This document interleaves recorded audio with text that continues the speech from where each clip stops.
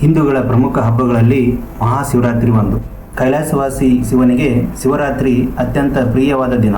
ಶಿವರಾತ್ರಿಯಂದು ತನ್ನನ್ನು ಪೂಜಿಸುವ ಭಕ್ತರಿಗೆ ತಾನು ವಿಶೇಷವಾಗಿ ಅನುಗ್ರಹ ನೀಡುವುದಾಗಿ ಸ್ವತಃ ಶಿವನೇ ಪಾರ್ವತಿಯಲ್ಲಿ ಅರುಹಿದ್ದಾನೆ.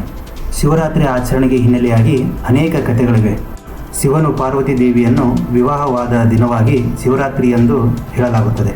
ಅಲ್ಲದೆ ದೇವತೆಗಳು ಹಾಗೂ ಅಸುರರ ನಡುವೆ ಸಮುದ್ರ ಮಂಥನ ನಡೆದು ವಿಷ ಉದ್ಭವವಾದಾಗ ಅದನ್ನು ಶಿವ ಕುಡಿದ. ವಿಷ ಗಂಟಲೊಳಗಿಂದ ಇಳಿಯದಂತೆ ಪಾರ್ವತಿ ಇಡೀ ರಾತ್ರಿ ತಡೆದಳು ಎನ್ನುತ್ತದೆ ಶಿವಪುರಾಣದ ಇನ್ನೊಂದು ಮಹಿಮೆ. ಜೊತೆಗೆ ಭಗೀರಥನ ತಪಸ್ಸಿಗೆ ಮೆಚ್ಚಿ ಇಳೆಗೆ ಇಳಿದು ಬಂದ ಗಂಗೆಯನ್ನು ಶಿವ ತನ್ನ ಜಡೆಯಲ್ಲಿ ತುಂಬಿಸಿಕೊಂಡಿದ್ದ. ಇದರಿಂದ ವಿಚಲಿತನಾದ ಭಗೀರಥ ಗಂಗೆಯನ್ನು ಭೂಮಿಗೆ ಹರಿಸುವಂತೆ ಶಿವನನ್ನು ಪ್ರಾರ್ಥಿಸಿದ. ಆತನ ಭಕ್ತಿಗೆ ಮೆಚ್ಚಿ ಶಿವಗಂಗೆಯನ್ನು ಹರಿಬಿಟ್ಟಿದ್ದ. ಇದೇ ದಿನ ಎನ್ನುತ್ತದೆ ಪುರಾಣ. ಇನ್ನು ಶಿವನ ಆದಿ ಮತ್ತು ಅಂತ್ಯ ಹುಡುಕಲು ಹೊರಟ ವಿಷ್ಣು ಹಾಗೂ ಬ್ರಹ್ಮನಿಗೆ ಶಿವರಾತ್ರಿಯಂದು ಶಿವಲಿಂಗ ರೂಪಿಯಾಗಿ ದರ್ಶನ ನೀಡಿದ ಎಂಬುದು ಪ್ರತೀತಿ. ಮಾಘ ಬಹುಳ ಚತುರ್ದಶಿಯ ರಾತ್ರಿಯೇ ಶಿವ ಪಾರ್ವತಿಯನ್ನು ವಿವಾಹವಾಗಿದ್ದರಂತೆ. ಹೀಗಾಗಿ ಅಂದು ರಾತ್ರಿ ದೇವಾನುದೇವತೆಗಳೆಲ್ಲರೂ ಜಾಗರಣೆ ಮಾಡಿ ಗಿರಿಜಾ ಕಲ್ಯಾಣ ವೀಕ್ಷಿಸಿ ಶಿವ ಪಾರ್ವತಿಯರಿಬ್ಬರನ್ನು ಪೂಜಿಸಿದರಂತೆ.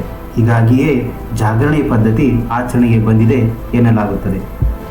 ಇನ್ನು ಶಿವರಾತ್ರಿಯ ದಿನ ಉಪವಾಸ ಮತ್ತು ಜಾಗರಣೆಯ ಮಹತ್ವ. ಶಿವನನ್ನು ಪೂಜಿಸುವುದರಿಂದ ಕರುಣಾಮಯಿಯಾದ ಶಿವನು ಸರ್ವರನ್ನು ಅನುಗ್ರಹಿಸುತ್ತಾನೆ ಎಂಬ ಪ್ರತೀತಿ ಇದೆ.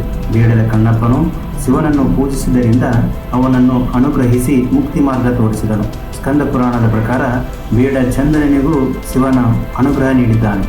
ಗರುಡ ಮತ್ತು ಅಗ್ನಿ ಪುರಾಣಗಳಲ್ಲಿ ಉಲ್ಲೇಖವಿರುವಂತೆ ಬೇಡ ಸುಂದರ ಸೇನನಿಗೂ ಶಿವನು ಆಶೀರ್ವದಿಸಿದ್ದಾನೆ.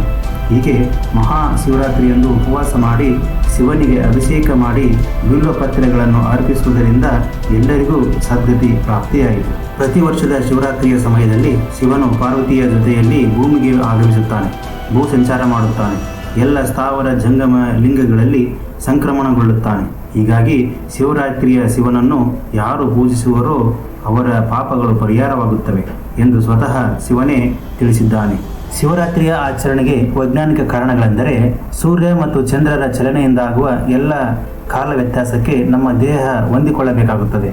ಈ ನಿಟ್ಟಿನಲ್ಲಿ ಈ ಹಬ್ಬದ ಆಚರಣೆ ಮುಖ್ಯವಾಗಿದೆ. ಈ ಸಮಯದಲ್ಲಿ ಚಳಿಗಾಲವು ಮುಗಿದು ಬೇಸಿಗೆ ಕಾಲವು ಪ್ರಾರಂಭಗೊಳ್ಳುವುದು. ಅಂದರೆ ಈ ದಿನದಂದು ಚಳಿಗಾಲ ಉತ್ತುಂಗದಲ್ಲಿದ್ದು ಕೃಷ್ಣ ಪಕ್ಷದ ಕೊನೆಯ ದಿನವೂ ಆಗಿರುತ್ತದೆ. ಈ ದಿನದಲ್ಲಿ ಸೂರ್ಯನ ಶಾಖ ಕಡಿಮೆಯಾಗಿರುತ್ತದೆ ಮತ್ತು ಚಂದ್ರನ ಪ್ರಕಾಶವು ಕ್ಷೀಣಿಸುತ್ತದೆ. ನಮ್ಮ ಪೂರ್ವಜರು ಇದನ್ನೆಲ್ಲ ಅರಿತೇ ಹಬ್ಬ ಹರಿದಿನಗಳನ್ನು ಆಚರಿಸುತ್ತಿದ್ದರು. ಇನ್ನು ಈ ದಿನದಂದು ನಾವು ಮಾಡುವ ಶಿವನ ಪೂಜೆ, ಉಪವಾಸಗಳು ನಮಗೆ ತುಂಬ ಉಪಯುಕ್ತ. ಅಂದು ಪರಶಿವನಿಗೆ ನೀರಿನ ಅಭಿಷೇಕ ಮತ್ತು ಬಿಲ್ವ ಪತ್ರೆಯ ಪೂಜೆ ಮಾಡುತ್ತೇವೆ. ಬಿಲ್ವ ಪತ್ರೆಯಲ್ಲಿ ಉಸಿರಾಟದ ತೊಂದರೆ ನಿವಾರಿಸುವ ಗುಣವಿದೆ.